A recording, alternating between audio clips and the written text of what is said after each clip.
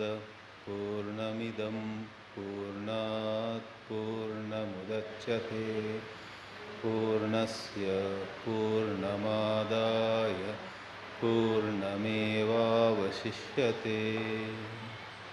Om Shanti Shanti Shanti.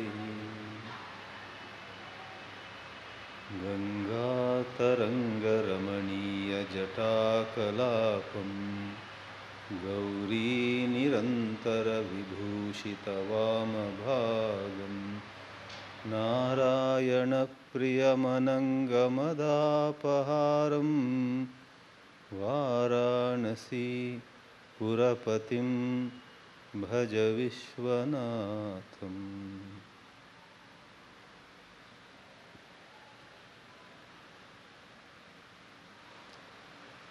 The liberating vision given in this Ishavasya Upanishad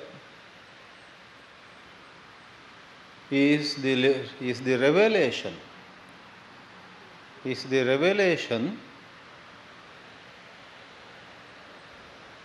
that in reality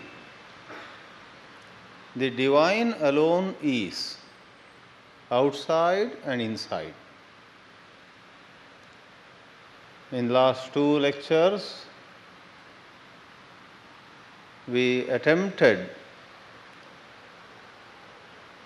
showing how this could be so. Outside, inside, everywhere, God alone is, the truth alone is, anything else is an illusion, etc. could be very far-fetched. Who would believe in it? Therefore, we somewhat elaborately explained how, without our realizing it normally, our thoughts, our own thinking creates as though a second world for the objective world to correspond to the objective world. There is as though a second world created by thought, so we would call it the psychological world.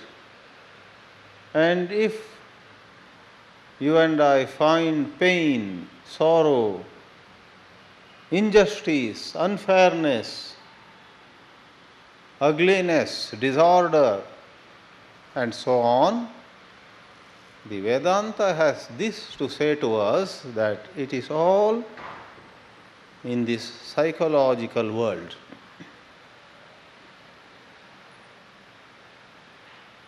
This psychological world has to be set at rest. Then Samyak Darshana, right seeing, will take place. In Samyak Darshana, in right seeing, Isha Vasyam becomes spontaneously possible.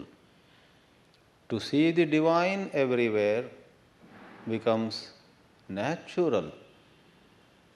The piece of sandalwood, upon rubbing it and removing the foul-smelling layer upon it, gives out fragrance everywhere around it. Now, admittedly, this is very difficult for most students of the Vedanta. You and I, at best, appreciate the possibility. Very right. I agree. My own mind goes berserk.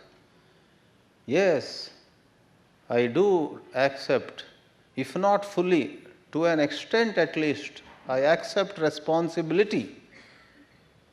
You and I would say, we accept responsibility for complications in our life.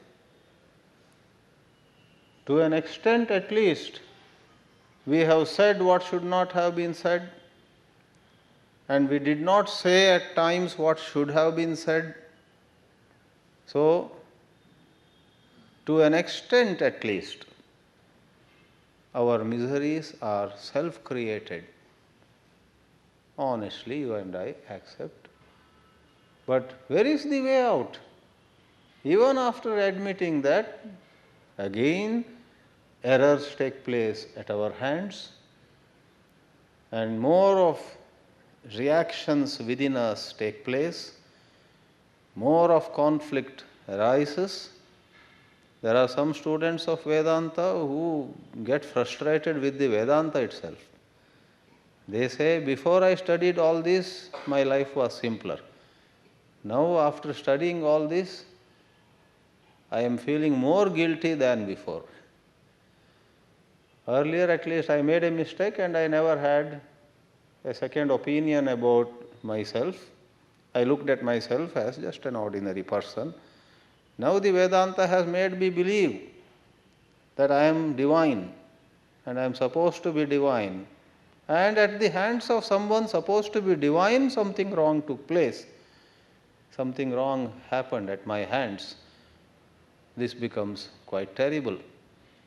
So there are people who thus say that their conflict level increased. Therefore, there is some amount of criticism leveled against any idealism. Do not have ideals. If you have ideals, you will run into conflict. Just live. Some people advise you, don't they? Why all this philosophy? Why are you making your life complicated? Why don't you just live? As though just living is easy. Philosophy is difficult, and to live without a philosophy also is difficult for the human mind, for the thinking mind of a human being is highly prone to adopt some model, some philosophy, some ideology, some scheme. For that intellectual restlessness in you and me would not let us just live life. Actually, to just live life is more difficult than to embrace some ideals. To embrace some ideals, to delineate a model of ideal life, and then to try to fit into it, though it creates many complications, agreed, is a bit easier than to go about life saying, I have no ideals, I have no particular picture, I take things as they come. Is that easy? Anyway, that is another dilemma the human mind faces. Here we are now, having seen the significance of the first mantra of the Ishavasya Upanishad, Ishavasyamidam sarvam yatkincha jagatyam jagat tena tyaktena bhunjithaha magrada kasya svidhanam. In the light of this higher understanding that everything belongs to God, or call it truth, and my ego, the sense of I, me and my, is an illusion. In the light of this understanding, give up your attachments, and in the state of detachment, you will experience great fearlessness, is said in the first mantra. We appreciate it. Oh, that sounds logical. For when we cling to something, there is fear. When we don't cling to anything, when we take things as they come, and when we let go of things as they go, yes, it looks very reasonable that we are fearless.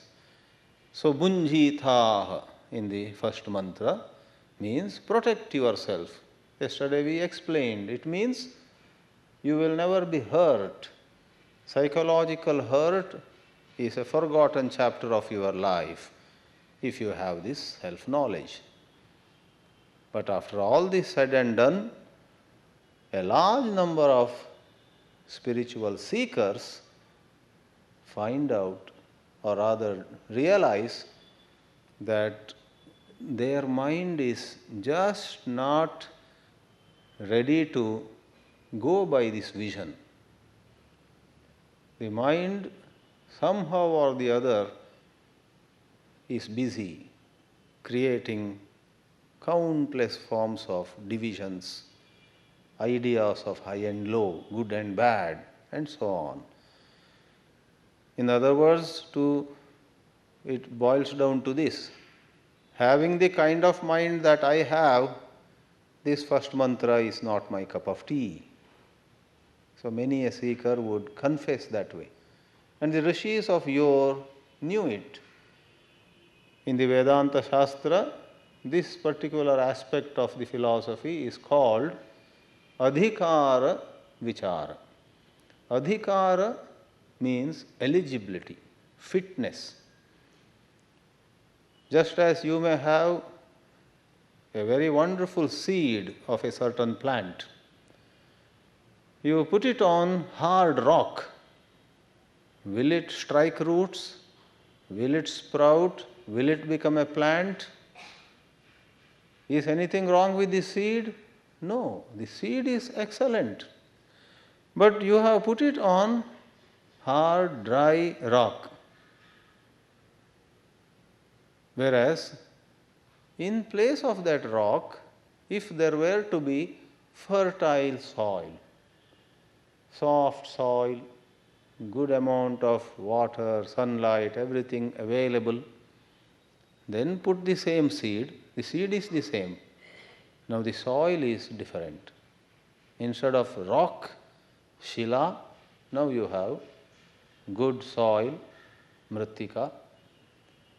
Then the same seed strikes root, and within a few days it sprouts, it shoots up, a plant starts growing. The mind of many of us, alas, whether you like it or not, is like the hard rock. The revelation, like the first mantra, Ishavasyam, like the good seed, has no problem in itself, but our mind is not receptive. Our mind is not able to receive it, to conceive it, to bear it. In our mind, this beautiful teaching is not able to strike root and grow into a workable, living philosophy. It only remains in our head as something that we can share with people, maybe over a cup of tea. Therefore, it becomes what they call lip Vedanta. And they have said, rishis or seers have said, in Kali Yuga, you have maximum number of lip Vedantins. Those who talk Vedanta but cannot live Vedanta. Alas, you and I are party to that scenario. However, the rishis, out of great compassion, right away in the second mantra, give to us a second option, what you may call plan 2, plan B. If plan A doesn't succeed, then you go for plan B. Even when suddenly one Sunday, suppose a few of us friends decide to go for a movie, we just rush out. And as we are driving towards the cine complex, multiplex, many theatres, we have eyed a particular movie, we have thought of, and then one of us says, what if tickets are not available? Then we say, suppose no tickets are available for this movie, then there is another which is not as good as this, but we will go for that. That is called plan B.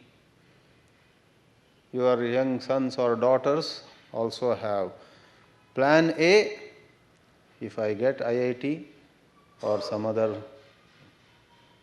if I don't get that, plan B is such and such college, such and such course. Some people have plan C, plan D. If nothing works, go join an ashram, become a brahmachari. Terrible, huh? I am giving you mischievous ideas now. No, that is only for humor. So, plan A, plan B.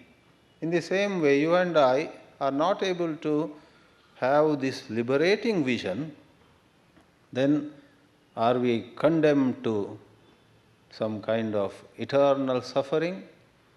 Do the rishis say to us, see God everywhere? If you cannot see God everywhere, get lost. No, that would be a cruel view. The rishis say in the second mantra, please repeat after me. Kuruvanneveha karmani jijivishet shatam samah evam tvai nanyatetosti na karma lipyate nare. The second mantra is, we called it already plan B. In fact, these two mantras are organized in such a scientific way. I personally feel, having been somewhat in touch with this Vedanta for so many years, that these two mantras cover the whole of our life in a very, very comprehensive way, very, very inclusive way. For the first and the second mantras scientifically are the only two possibilities of what we may call noble life. If these two are lost, then what is left is an adharmic, sensuous, complicated, egocentric, self-centered, messy life, where we also get more and more disturbed every day, and free of cost we give disturbance to others also. If plan A and plan B are not followed, the third option is much misery to one and all, to oneself and to others. I shall explain how. Before that, I would like to present before you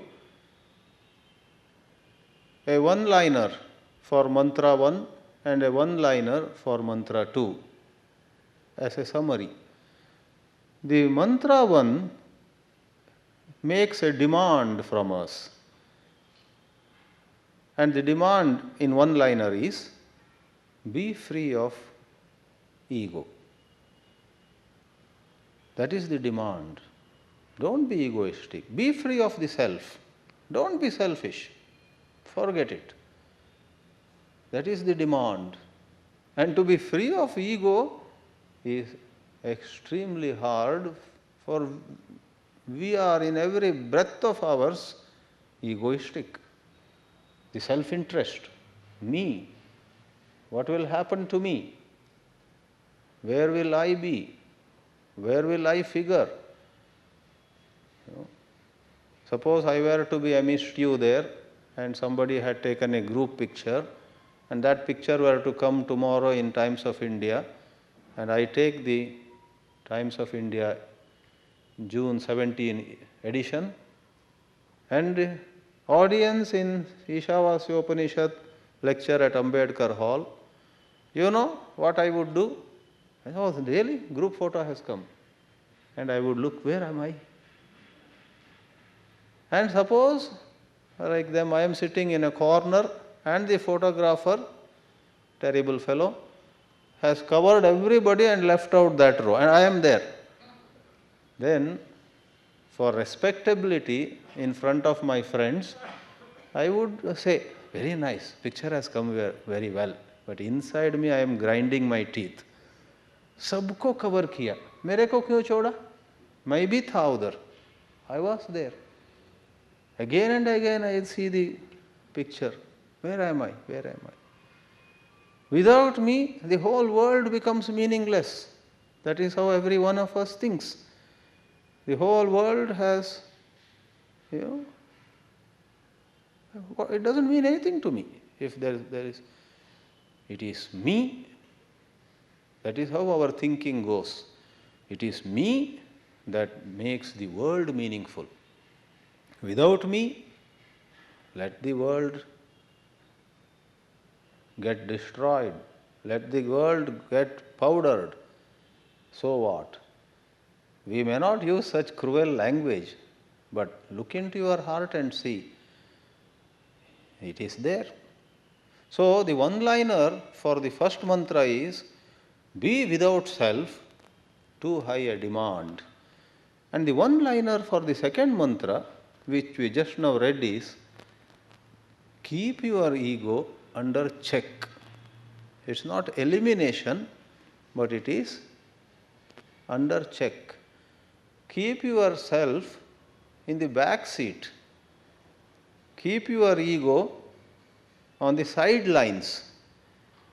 Eknath Ishwaran, one of the teachers, writers, has presented a system of 8-point program for daily spirituality, where he says meditate daily, repeat your mantra when you have free time. Then the third or fourth point in his 8-point program is put others first. The second mantra in the Ishavasya precisely represents that outlook. Put others first. Put others first means, it doesn't say throw yourself out of the car. Others are in front, you are in the back seat. You are going to a restaurant, somebody else also is coming, you say, आप पहले. आप पहले का क्या मतलब है? यह नहीं कि वे जाए और आप घर जाए वापस. ऐसा नहीं. They also go in, they go first. Putting others first means they go, then you also go. The first mantra demanded a kind of transcendence. I don't exist. I am not here in the picture. It is complete surrender, complete self-abnegation, complete erasure of the ego. That requires tremendous clarity of Vedanta insight. It is the truth, but we may not perceive it. It's the purest truth. Just like in science, as a parallel, though science and Vedanta are in many ways different, but in a certain context to draw a parallel, what Einstein talked, very few would understand. It's beyond the reach of ordinary intellect. When today's physics says things like space is curved, who would even imagine a curved space? When they say time is relative, it's difficult to imagine relative time. Those who struggle hard, those who study physics very carefully, figure out what it is. At least through intellectual exercise it can be understood. In the Vedanta, that is where there is a major and basic difference. It is not just intellectual exercise, it is something beyond that. And when we say something beyond intellect, what is meant is it requires a very great, pure heart. Apart from a sharp head, to realize the truth of the first mantra, you require a pure heart. Though, in another sense, that pure heart could also be facilitated by a sharp head, because when you have a sharp head, you see, with the sharp thinking, you see that to be selfish is to invite trouble. When I am selfish, I am hurting myself. When you have a very sharp intellect, you see it, and therefore you may link it. When you have a sharp Einsteinian head and apply it to spiritual matters, not just to physics, you will see that the least amount of egoism is only against oneself. You are digging your own grave by being selfish, by cheating, by deceiving, by lying, by letting others down, by injuring, by causing any damage to anybody, by even harboring ill will towards X or Y. More than any hurt to them, more than any wound or damage to them, you are hurting yourself. This you can see if you have a very sharp intellect. And therefore, pure heart is not something unconnected to a sharp intellect. But in a simpler language, we could afford to make a division as though. Therefore, I said a while ago, you not only need a sharp head for the Vedanta's realization, but you also need Nirmala Hriday, a pure heart. So, when we do not have it, for whatever reason, where are we? Where do we find ourselves? The second mantra says, well, if you cannot erase the ego, then keep it under check.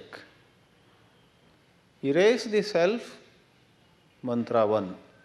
Keep the self under check, mantra 2. Put others first is another rewording of the same. So, the second mantra is, as we also titled it in our leaflet, service and inner purification. The gist of the second mantra is, if the liberating vision somehow is not in your reach, then you could prepare for that. You could keep getting ready. If you cannot take the leap now, don't go away somewhere. Stay there and wait. How to stay there? To stay there, you need this spirit. The mantra literally says, Kurvan eva karmani. Perform your work, discharge your responsibilities, take every chance to do some good, to serve people. Charity begins at home. So you could serve just one person at your home. To do service, you don't have to wait for some bhukamp to take place. I want to do social service, but there are no floods or earthquakes or, no malaria is spreading, and how can I do samaj seva? Kuch to gadbad ho jaye na? That is very unreasonable. Why do you want any such calamity to strike the society? Right at your home, there is enough of earthquake, enough of floods, figuratively speaking.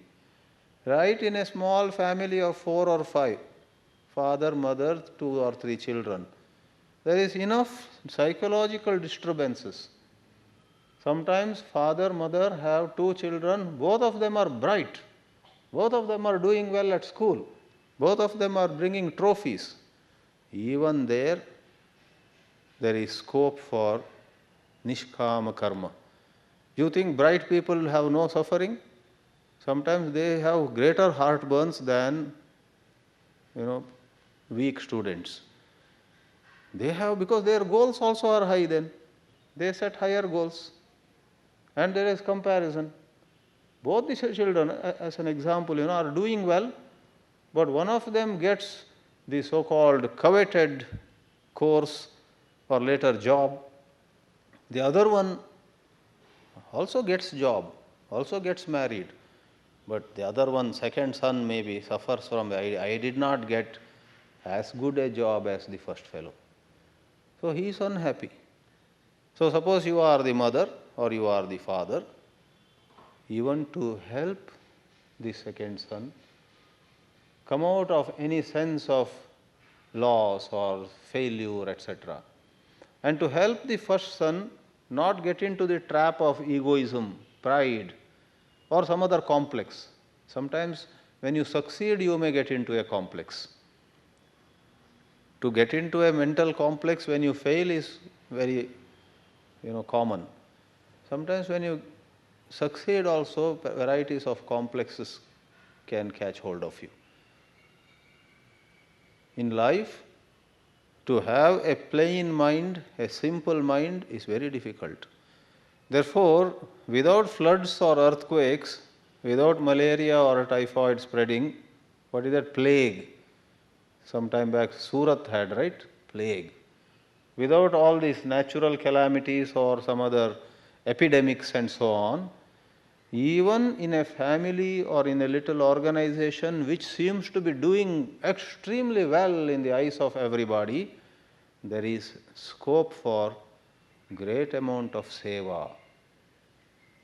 If this world requires anything above everything else, if there is one thing which is the burning need of the whole world, I tell you, that is love. If you can give love, if you can give Nishkama Seva, you are fulfilling the most burning need of the world, which you would not do by varieties of other services. You may pat yourself on the back saying, I got the latest technology, I am most super qualified, super specialized in medicine or engineering, in law or in accounts or everywhere, there are super specializations. To imagine that through those super specializations, you are rendering a great service to the society is not so true as would be possible for you through selfless service. If you are selfless, as the second mantra is asking you to be, you are rendering the greatest service to the society, with or without qualification. All these, academic, professional and all those things, they are all, they have much glitter and glamour, but actually many of them are not necessary, or many of them address complications created by egoism, selfishness and various emotional disturbances. Take for example some medical super specialization. You first say, wow, their son is qualified and in whole of India there are only 3 who know that subject, that super specialization, and he is one of the 3. First you say, oh really? And what does he cure or what does he treat? A peculiar kind of ailment, disease, some disorder. And then go dig a little more. How did this come about? That ailment or disease, that came about because of disharmony in family or some what you call psychosomatic. So the root cause is absence of love, absence of either love received or absence of love given. When you are not able to give love or receive love, in the absence of love, a number of complications arise. That gives jobs to engineers, doctors, lawyers, chartered accountants, all of them. Lot of employment is created by this complication. So don't say, therefore lack of love is doing good job. Let's not go into that analysis. So, love is the greatest medicine. First mantra talks of unconditional, absolute love, which is possible only when the self is erased. That is possible only when somebody has such an insight into who one is, what the world is, or in the language of bhakti, when somebody has fully understood God. When one fully understands God, one's individuality is completely erased. Like Sri Ramakrishna's parable goes, the salt doll, which wanted to measure the depth of the ocean, jumps into the ocean, saying to other salt dolls, Abhi aaya, I shall come in a short while, I'll tell you the depth of the ocean. And even as the salt doll goes deeper and deeper, and even as it gets an idea, the sea is so deep. What happens to the salt doll? In intense appreciation of the depth of the ocean, the salt doll itself gets dissolved. Nobody is there to come back and say to the other salt dolls. So an intense appreciation of God, if any of you were to have it, you would not remain as a psychologically separate entity. You are carried away, swept away by the current, by the stream, by the irresistible flow of devotion, of surrender, of divine love. That was the first mantra. But our ego doesn't so easily accept defeat. We resist. Even spirituality, we make in no time another feather on our cap. Even in the Vedanta, we are so much into the egoistic way of living. Even when we study Vedanta, in no time we ask each other, how many texts have you studied? You say, you have studied 2 Upanishads. I have studied 4 already. Have you studied Ashtavakra Gita? No. Then what Vedanta have you studied? I studied. Like there also comparison. So each text is like another feather on the cap. Whereas what is Vedanta meant to be actually? It is supposed to eliminate ego in you, but the difficulty is like that. So what are we to do? The second mantra says, Jijivishet. One should live. Literally it is one should desire to live. And commentators like Shankaracharya make it clear that the Upanishad is not asking you to desire to live. You anyhow desire to live. Who wants to die? Everybody anyhow desires to live 100 years. So this is the Upanishadic grammar and language. If you take it literally, it's not what is actually meant. Therefore, those who have a very good comprehension of the whole of the Veda and they have right understanding of the Vedanta, make clarifications. Don't take it literally, because if you see the grammar of it, Jijivishet means Jivitum Icchet. And Icchet in Sanskrit grammar is what they call potential mood. One ought to desire to live for 100 years, doing actions. Here 2 clarifications are needed. One is this ought to desire, that is not the vidhi here. Vidhi means, injunction. What is the advice here? What is the instruction here? If you literally take it, the instruction here is you must have a desire. For what? To live 100 years. No. Don't take it literally that way. Typically, everybody wants to live the full lifespan. So that ought to has to be shifted to the field of action. In what sense? You ought to have a desire to serve. You ought to every day, as per the instruction, as per the advice here, every day you ought to say, God, give me another chance to help my neighbor, help my son, help my wife, help my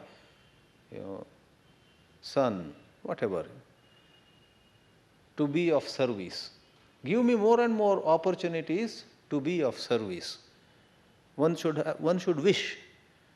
And the Upanishad says, if you go about daily life, daily activities with that spirit, then na karma lipyate nare. Then you will find that life is not a burden for you. Na lipyate literally means action doesn't taint you. Tainting means, the good old example of opening a jackfruit would be appropriate here. All of you know the jackfruit. If you take a knife and cut the jackfruit and, there are nice edible portions, golden yellow, and hurriedly if you go about it, so much wax will come on your hands, white wax, and you try to remove it, you even take your hands wide apart, the wax will like rubber, stretch so much. Everywhere there would be wax. Many of you have surely done this exercise. Others who have not done also can appreciate the example. To open a jackfruit, the wise way is to first apply some coconut oil. That's how they do in some parts of the country, maybe some other oil. Apply some oil. Then open the jackfruit. Separate the edible, bright yellow portions. Other things push this side. Everything now is finished. Nothing affects you. So teachers have explained karma yoga to be like opening a jackfruit. Opening a jackfruit, you need to apply oil. To do karma yoga, the second mantra is karma yoga. The first mantra is jnana nishta. Second one is, call it karma yoga or call it karma nishta. These are the two disciplines. The first one is the perfect model. Possible for everyone at the right time. Don't say it is never possible for me. It may not be possible for you today. Who knows? Tomorrow morning it may be possible for you. Don't underestimate yourself. Your ego might be erased at any moment. The first one is the perfect model. The second one is karma nishta or karma yoga, or just call it karma, jnana and karma. In jnana, that is in the right seeing, perfect seeing, there is no ego at all. The karma yogi is almost there. He is almost there. He has ego, but in a really beautiful way, he succeeds in keeping the ego under check. He has the sense of self. He has idea of himself being so and so, such and such. He is conscious of his image, but that image doesn't rule him. And the Upanishad gives us an assurance, karma doesn't bind you then. So here it's not applying oil literally, here it is to time and again see the value of serving, value of doing our duties without expectations, without personal expectations, material or even other kinds. Material is, cash and all those things. Other rewards are praise. Many times you and I help somebody, we don't expect a penny as payment, but we would like to be praised. We would like to be talked well of. We would like them to go report to somebody. He is such a good man. It's very rare to find such noble people these days. And we would like to hear that report later. This is also phalasakti. So without making an issue of what we get in return, suppose we are able to work. And the second mantra thus is applicable to every one of us in all walks of life. This is the actual challenge before us. In fact, I would go to the extent of saying that this is walking on a razor's edge. Every day in 100 things that we do, we get a chance to either do it with personal expectations, get caught more and more, or do it with pure love, without expecting anything in return, to be ready even to receive some censure, some ninda. They may scold us. After taking help, they may, they do that. God sends all kinds of people to us to test our level. They may sometimes say, what help?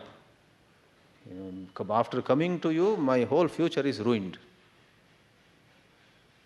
There was one man in Banaras, he was helping a poor villager.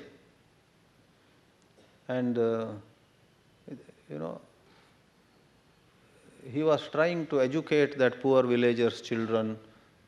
He was giving some money to that He even gave some little job, some driver's job or something.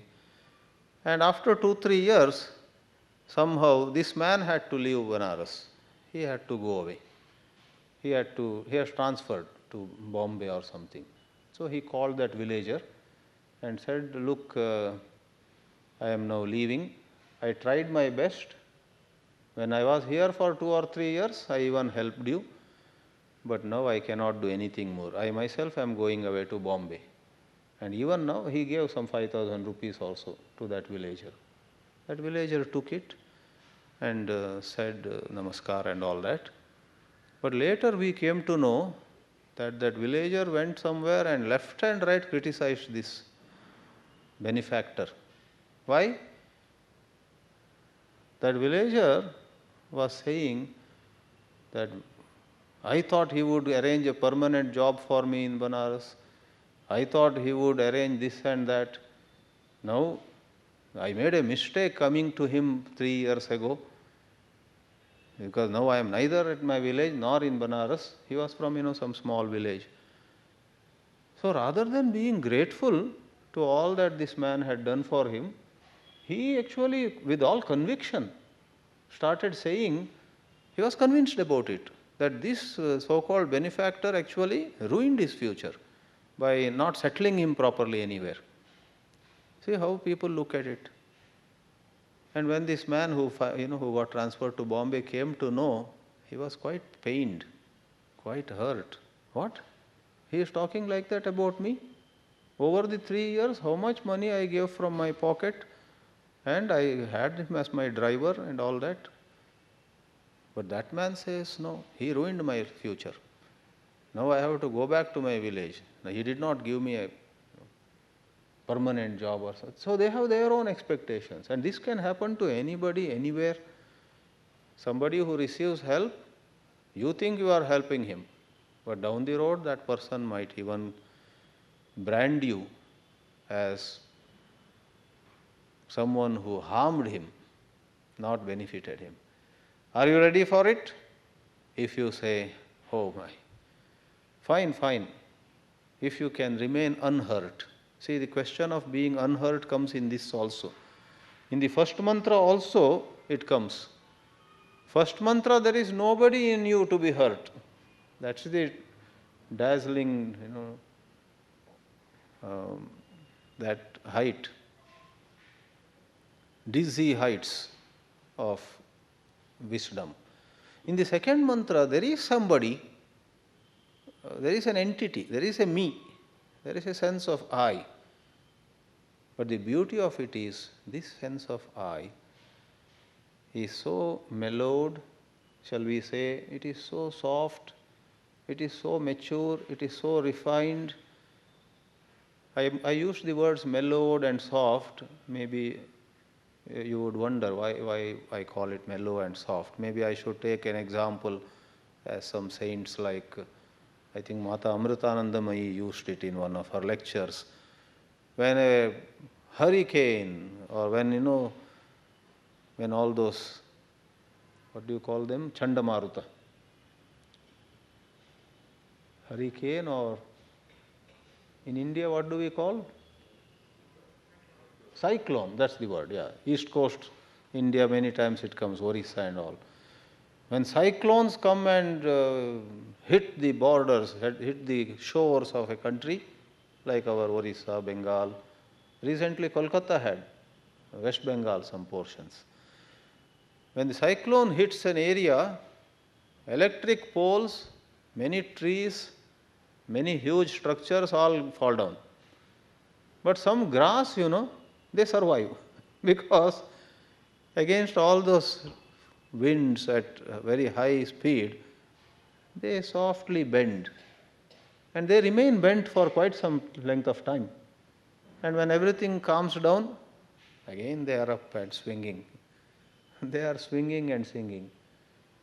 So giving this example, saints explain to us, if your ego is under check, if the self is humble, then we can figuratively say, if it is soft and mellowed, though somebody having received much help from you finally made negative comments about you, you say, maybe there is a slight pain, but in 2 seconds you forget. You say, very interesting, God bless him, and so on. So, na karma lipyate nare is in that sense. Evam tvai na anyatha itaha asti. There is no, itaha means other than this, anyatha means other. In fact, itaha means than this, anyatha other. Anyatha itaha in the mantra means other than this, there is no third way. I already said there is a third way, that is of suffering, that is of complications, that is of more misery. To use a slang language, third way is to rot. Rot in egoistic realm or the cell, the prison cell of egoism. But that is no way at all. It's like a doctor saying there are 2 medicines, only 2 medicines. But what about that third thing? That is not medicine. You can consume that. Your disease will get worse. But I can consume that, no? So that's a third thing that I can consume. Yeah, you may consume that, but it's not medicine. In that way, the first mantra, talking of complete surrender, complete erasure, is one way.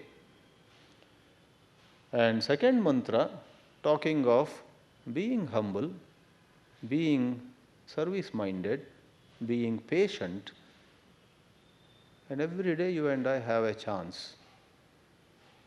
The wise ones among us opt for this humility right at the time of action. Some of us who are not so wise, are not very humble, when criticism comes our way or what we desire doesn't come our way, we suffer some disappointment, some sorrow, some anguish.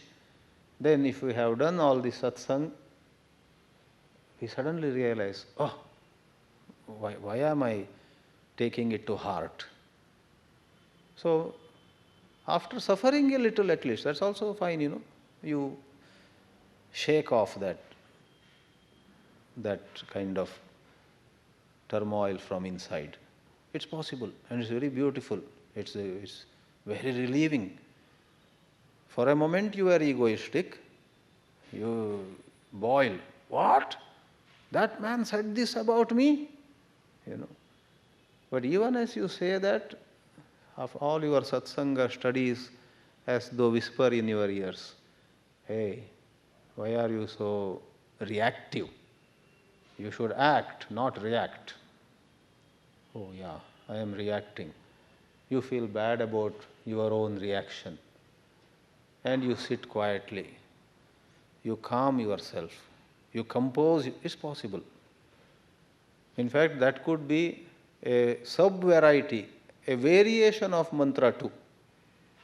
That is, mantra 2 has the first variation of doing everything and right away having no expectations. A variation could be, you by old habit you expected, but things went wrong a little bit, you suffered a bit, then you kind of wake up. You say, no, it's all right, it's all right. Many times you and I do that. We are aggressive for a moment, but we realize in a short while and we withdraw from that aggressive, posture, aggressive position, and we look at the other person as our own friend. All right, no problem, we say. That is also fine. So, jnana and karma are the 2 broad disciplines. And the third one is not a medicine, I already said, but if you were to give a name to it, that is called sakama karma. Jnana, liberation. Nishkama karma, not liberated, but all set for liberation. And then third one is sakama karma. What is sakama karma? Desire prompted activity, selfish activity. You do anything, you lift a blade of grass, and already you are writing a bill to the other person. I believe there was um, a mother and son. This is a little American story. In a book of virtues in USA, I read it. A son and a mother. And we don't know how that son got this idea. Suddenly one day the son started one strange habit. The mother used to ask him, before you go to school, please put this in order, help me a little in the kitchen, just wash this, and so on. The son said, why should I do it? Mother very lovingly said, please do it. And the son said, okay. And before going to school, he left a note before the mother for washing dishes, $1, for organizing something in the kitchen, 50 cents, for some other, he started putting a little bill to her, giving a bill. The mother was really shocked. And in that little illustrative story, we have the mother thinking about it. Oh, how did my son get this idea of charging me only for little chores that he is doing at home? I don't think this is a very good story, but anyway, the mother in this story says, okay, I should somehow make him think properly. So next day, she takes that, even as she takes the bill he gives to her, she gives another piece of paper. For waking you up in the morning, 30 cents. For preparing your morning hot milk. For laying the breakfast.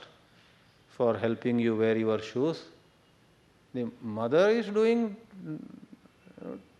so many things for the little boy. All these days she was not asking him to do anything. Recently she started asking him, can you just help here and there? And that fellow was resisting. I said this is not such a good story because it has a flavor of tit for tat, but maybe the mother did not do it in the spirit of tit for tat, just to provoke his thinking. I should correct myself, now I remember. In the story, it's not, the mother gives a bill. And what are the charges?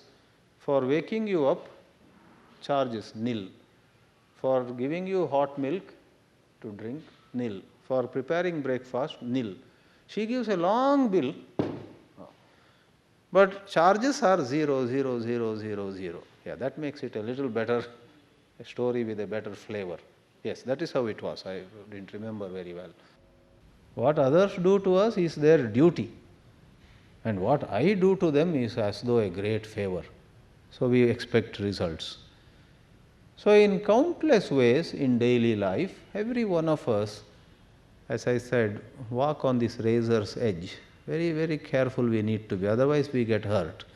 If we walk very carefully, we can make every act of ours an act of love, service, nishkama karma. To be careful is hard.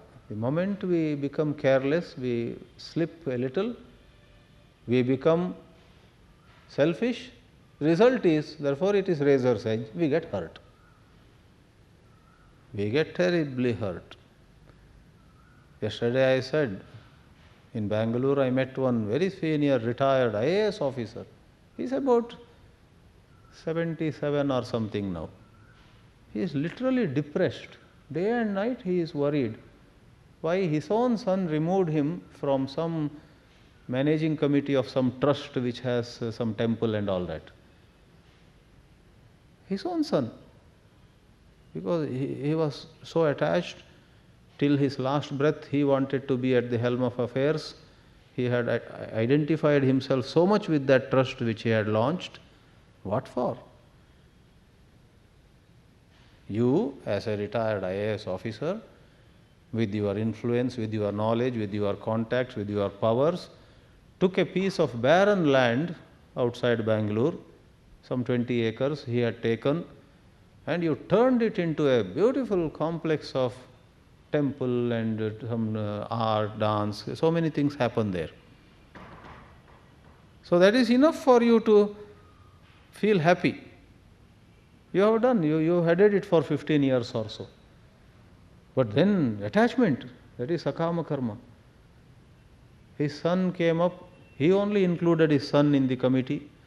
The son then became whatever, second, In between, I remember, this officer fell sick in between. That is when several meetings this man could not attend. Then the son only said, Papa is very unwell, we can remove him. Because in the trust, what you call this bylaws also, every 2 years there is everybody retires and you have to actually appoint them. Every 2 years or every 3 years a trustee retires. Then it is for the members of the board, it is for them either to continue, to reappoint him. So they decided not to reappoint this old man. But he was so upset, stopped talking to his own son, started yelling. Meanwhile, his health suffered more, health became worse. Bedridden and very well read. Veda, Upanishad, everything he had read. But unable, you see. That is what happens in sakama karma. Razor's edge. You and I may think that we are smart.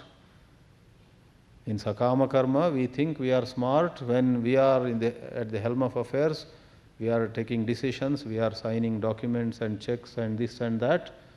We feel good. But even as we have lived a dominating life, we could call it that way. Even as we have lived a dominating life and have been in limelight and our name has come in newspapers and whatnot, quietly, without our knowledge, inside us the ego is formed, harder and harder it gets. And because of ill health or because of our son or daughter or somebody dethrones us gracefully with lot of gratitude, thanks. Sometimes they relieve you with, they put a shawl around you, they give all that honor they do. But if you are attached, you grind your teeth. I don't want to go. Don't give me what you call that farewell function.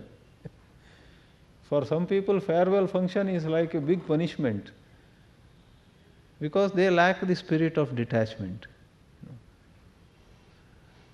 There are some retired people who, it seems, by habit keep going to the same office for another year or so, just to go and sit there, just to have a cup of tea and so on.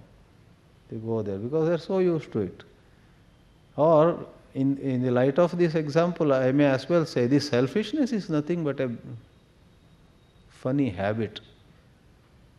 Selfishness is just an old habit, and that habit has to be dropped. Evam tvai nanyate tosti na karma lipyate nare. So, the second mantra, talking of service, says, if you live a life of service, you gain inner purification and the ego in you becomes as though, in a manner of saying, thinner and thinner, and then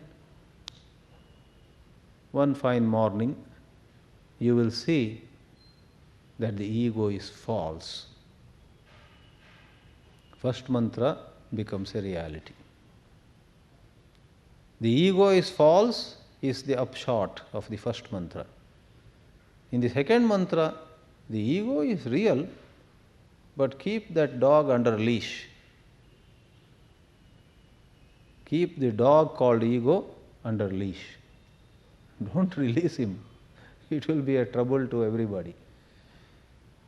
With these two mantras, in fact, the whole gamut of Vedic teachings is presented in a summary form. Rest of the Upanishad is to throw more light on some finer aspects. Before the Upanishad takes up this job of throwing light on, especially the first mantra, in fact, fourth and fifth, as well as sixth and seventh and eighth, So 4, 5, 6, 7, 8. There are 5 mantras which would be like an elaboration on the first mantra. Before doing that, there is the third mantra. 4, 5, 6, 7, 8 will elaborate on number 1. Second we did now. There is a third mantra in between. We shall see it presently. All that the third mantra does is, if you neither transcend the ego nor keep the ego under check, terrible is the result. You will suffer in unthinkable ways. A kind of warning is given to everybody. Shastra is supposed to do this. It is supposed to show us what is right and praise it to motivate us towards that.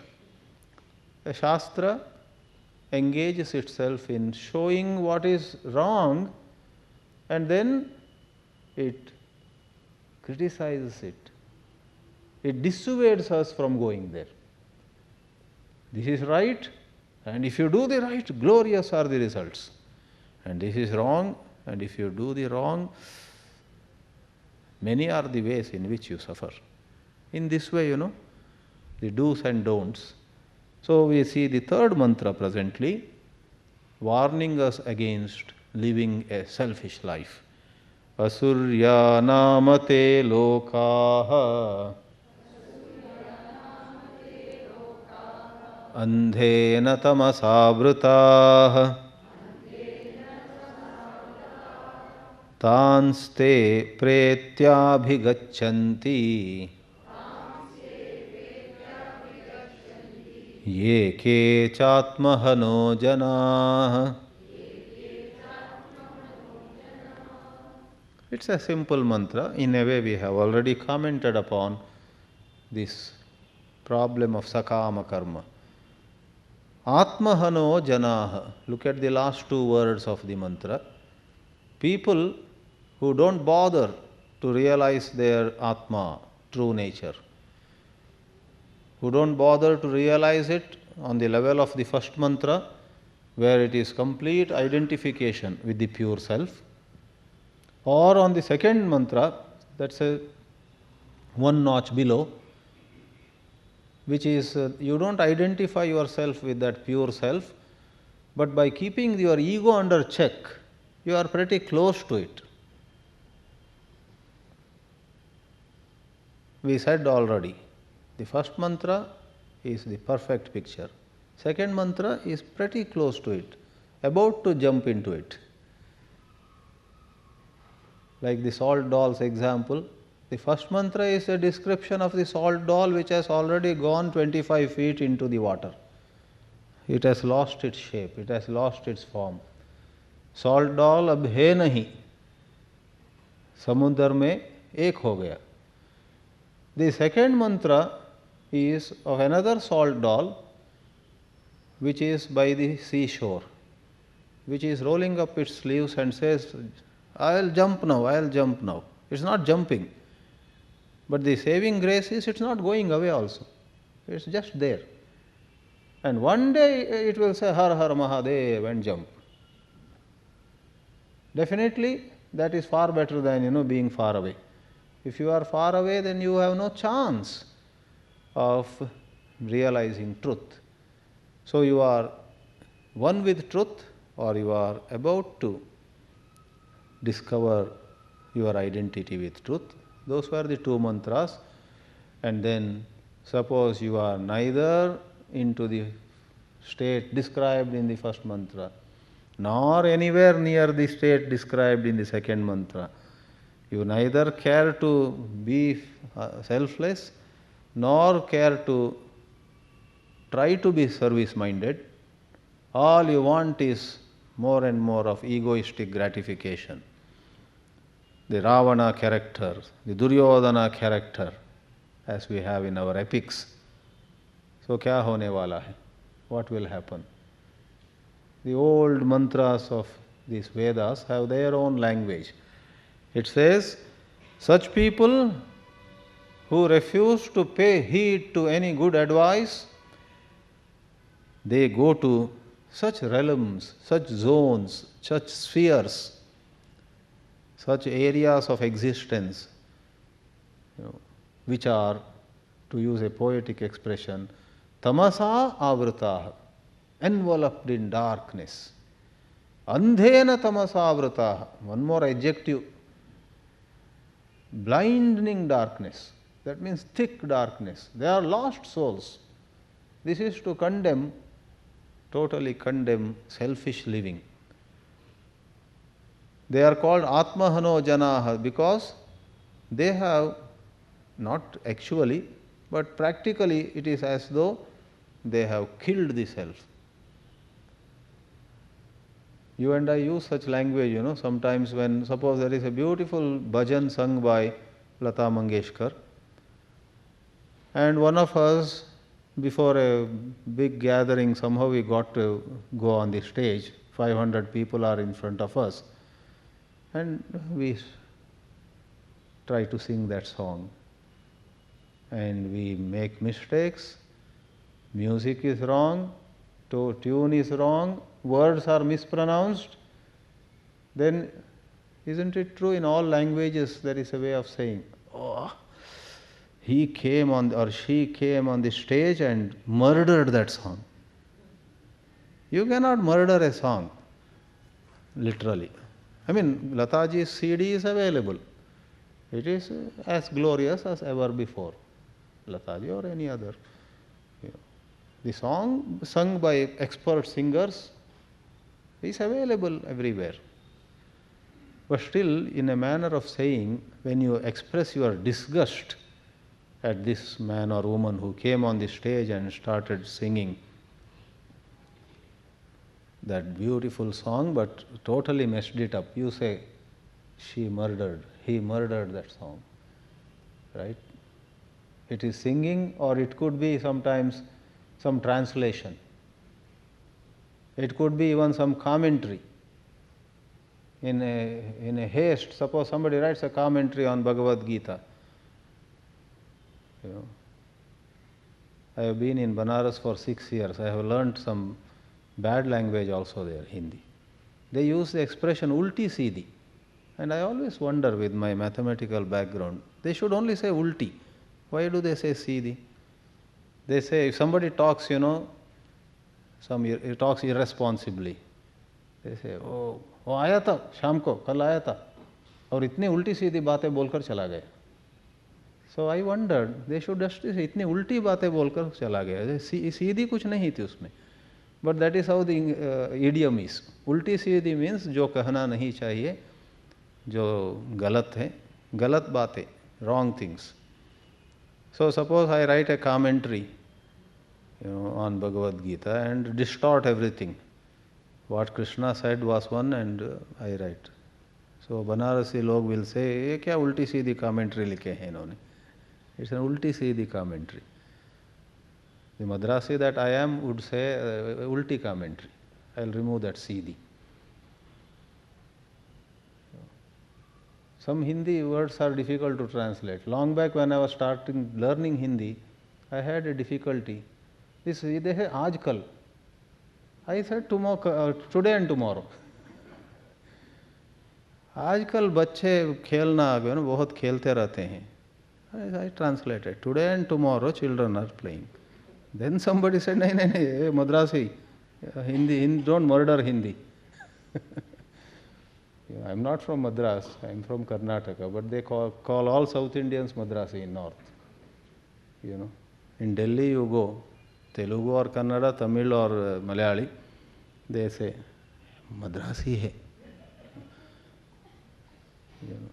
I used to dislike it. In 1982, first time I went to Delhi. In city bus I was traveling. And some Sardarjis and all were there. And one lady, Madrasi jaise dikhta hai, something like that she said. I felt like going and saying to her, Madrasi nahi hu main Mangalore se hu. Madras us taraf hai, Mangalore is taraf hai. Young blood, idealistic. So I kept quiet because I was a bit afraid also of Sardarjis. Sardarji women also, who knows, दे देते तो मद्रासी का दान तोड़ जाएंगे. I didn't say anything, but I tell you to complete the joke, After some time, after living some time in Delhi, that same expression बहुत प्यारा लगा मुझको. Today I myself say I am a Madrasi. Because it's an idiom. It doesn't mean you are from Madras. It's an idiom. It means South Indian. Right? Anyway, why all this came? Atmahano janaha. Why is the Upanishad saying they are killers of the self? आत्मा की हत्या कर रहे हैं. मतलब ये है कि self knowledge is so beautiful, so relieving, so liberating. The vision of the Vedanta, the teachings of the Upanishads, the instructions of saints and sages are so beautiful, so purifying. Rather than taking benefit of it if we continue to live in a selfish way, hurting each other, brainwashing X and Y, all kinds of false propaganda, then what a great injustice. Atmahano janaha means it is such an injustice, it's a travesty of truth, as they say. It's such a distortion, alas. It is, the rishis are lamenting here. Atmahano janaha. After death, literally it is after death. Actually, we don't have to wait till death. Pretya means after dying, such souls go to some lokas, like we have concepts, naraka, such concepts. So some lokas which are all enveloped in darkness. Somebody asked Swami Chinmayananji once in a question and answer session, Swamiji, tell us what happens after death. And Chinmayananji, known for his wit and humor, almost roared in answer, I am not interested in what happens after death. I am here to discuss what happens before death, how we live. We are here to learn the art of living, he explained. Don't even ask what happens after death. He dissuaded. He used to sometimes answer like that in a... Somebody once asked him, Swamiji, you are talking of this enlightenment. Are you enlightened? Then he said, I am waiting for all of you. Once all of you are enlightened, I will come behind you. He used to give such witty answers to amuse people. Anyway, so here I too would say, Upanishads are not so concerned about this clinical death. Clinical death is an insignificant affair. Then what is the context of pretya?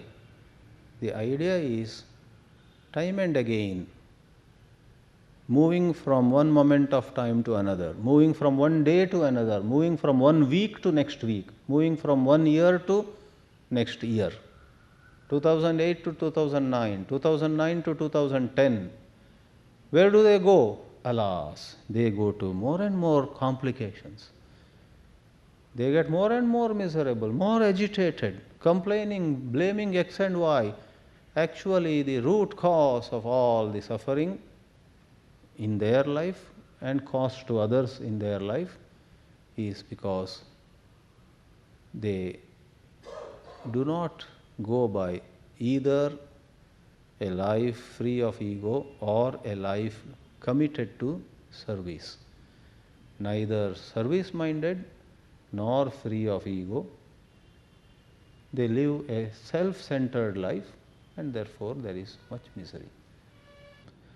Om Shanti Shanti Shanti Harihi Om Shri Gurubhyo Namaha Harihi Om.